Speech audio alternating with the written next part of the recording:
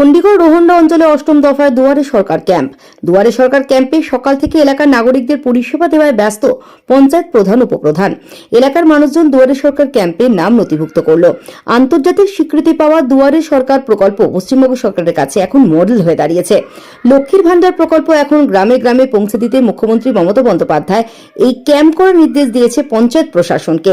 কয়েকদিন আগে বারাসাত 2 নম্বর ব্লকের চণ্ডীগড় রোহন্ডা অঞ্চলে অষ্টম দফায় দুয়ারে সরকার ক্যাম্প বসেছিল।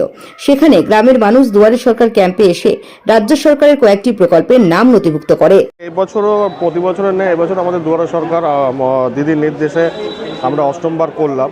প্রতি বছরে যেরকম ভিড় ছিল অতটা ভিড় না থাকলেও এবছর পেনশন, স্টুডেন্ট ক্রেডিট কার্ড, বিশেষ করে কৃষক বন্ধু এর প্রকল্পগুলো সারা খুব ভালোভাবে পাওয়া গেছে। দিদি যেমন বলেছিল প্রত্যেক 3 মাস অন্তর অন্তর দুয়ারে সরকার হবে, এবং 3 মাস অন্তর অন্তর দিচ্ছে, আর আমরা সেরকমভাবে এটা ভালোভাবে পরিচালনা করার চেষ্টা করছি।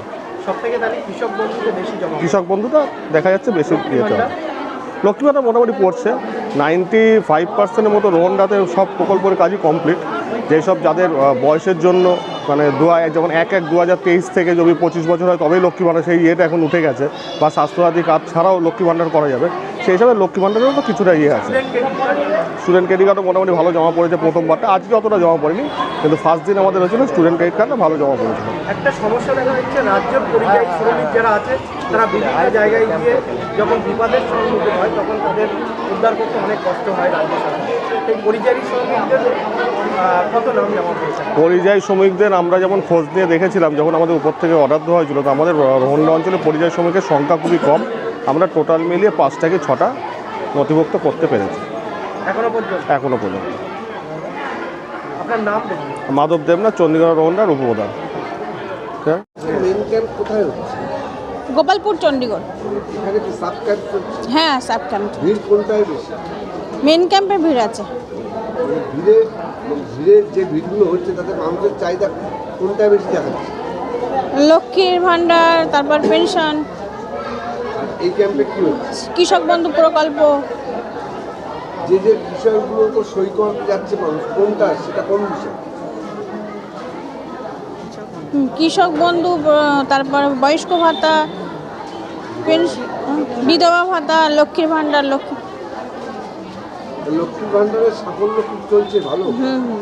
লক্ষ্মী ভান্ডার একটা পুরস্কার পেয়েছে, জানেন? কি পুরস্কার পেয়েছে? জানি। দেশের একটা কেন্দ্রীয় সরকারের একটা পুরস্কার পেয়েছে, যেটা সেরা প্রকল্প হয়েছে। তো সেরা প্রকল্প তো হয়েছে, এটা একটা পশ্চিমবঙ্গ রাজ্য সরকারের এটা একটা প্রশংসনীয় এবং অত্যন্ত গুরুত্বপূর্ণ একটা পদক্ষেপ, এবং এই পদক্ষেপের আওতায় বা এই প্রকল্পগুলোর আওতায় পশ্চিমবঙ্গের সমস্ত মানুষ এসে গেছে, এবং আমরা গর্বিত, আমরা খুশি যে মানুষকে এই প্রকল্পগুলো, এই সুবিধাগুলো আমরা পাইয়ে দিতে পারছি। এটা আমার কাছে অত্যন্ত গর্বের এবং আনন্দের যে আমি যে পরিষেবাগুলো পাওয়ার জন্য আগে যেখানে যেতাম, আজকে আমি সেই জায়গায় এসেছি যে সাধারণ মানুষকে সেই সুবিধাগুলো আমি পাইয়ে দিতে পারছি। তো এর জন্য আমি আমার এলাকার মানুষজনকে, আমার পঞ্চায়েতের মানুষজনকে ধন্যবাদ জানাই যে ওনারা আমাকে আশীর্বাদ করেছেন এবং এই জায়গাটা ওনারা আমাকে দিয়েছেন। দুয়ারে সরকার নিয়ে সারা দেশের কাছে, সারা দেশকে এই প্রকল্পটাকে ফলো করা উচিত। অবশ্যই ফলো করা উচিত। কি বলবেন সেটা?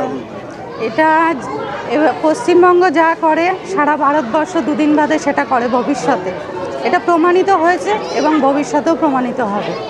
আর দুদিন পরে রাজ্যের মুখ্যমন্ত্রী আপনার জেলায় আসছে, চাকলা মন্দির, কি বলবেন? ওনাকে স্বাগত জানাই, এবং সাধারণ মানুষ সবসময় ওনার সাথে আছে। সাধারণ মানুষের আশীর্বাদ ওনার সাথে আছে। উনি সুস্থ থাকুন, ভালো থাকুন, ওনার মঙ্গলময় জীবন কামনা করি। মৌমিতা বসু, সঞ্চালক, নারী শিশু CRGP।